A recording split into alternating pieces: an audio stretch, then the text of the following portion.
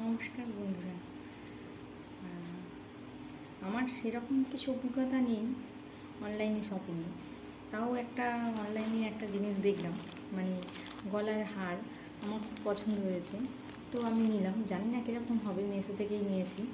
তো চলো আনবক্সিং করে দেখি কেমন হয়। ঠিক আছে, তোমরা বলো কিন্তু কমেন্ট করে কীরকম দেখতে হয়েছে বা কিছু।